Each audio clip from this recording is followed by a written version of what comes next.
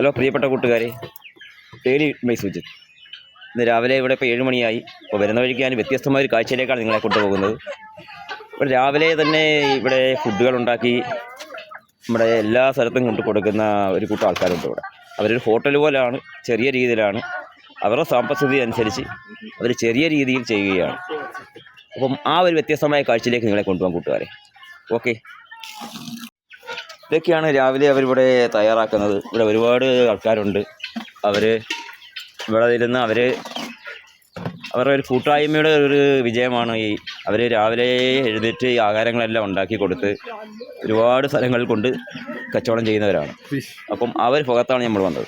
ഇതിപ്പോൾ അവർ ഇവിടെ മീനൊക്കെ ഇങ്ങനെ പാതി ഫ്രൈ ചെയ്ത് വെച്ചേക്കുകയാണ്. അത് കുറച്ച് കഴിയുമ്പോൾ അവർ അതിനകത്തുള്ള കറിക്കകത്തൊക്കെ ചേർത്ത് അവർ വ്യത്യസ്തമായ ഒരു കറി ഉണ്ടാക്കും. ഇതാണ്ട് ഇവിടെ ഇപ്പം മേക്ക് ചെയ്തുകൊണ്ടിരിക്കുകയാണ്.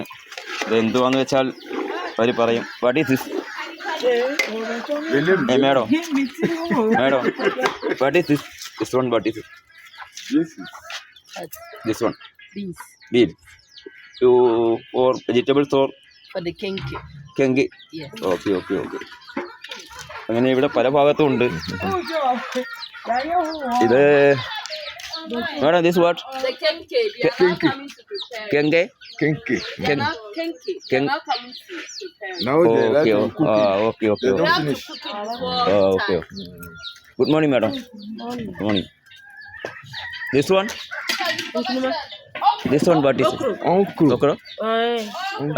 Okra. Okra is, what is it? Yes, yes. It's a vegetables or? Yes. Vegetables, okay, okay. This one? Thank you. Thank you. This is it. It's okay, okay, okay. Thank you. Okay. It's all vegetables. Yes. Okay, okay. What is your name? Lydia. Lydia. From Samba. Okay. Tampa. Okay. Thank you, madam. Thank you for the support. Okay, thank you. Madam. Okay. Thank you. Thank you for support. What is your name? Again? Cynthia. Okay. അപ്പോൾ കൂട്ടുകാരെ, നിങ്ങളിവിടെ രാവിലെ ആഹാരം വെക്കുന്നത് കണ്ടു കാണും.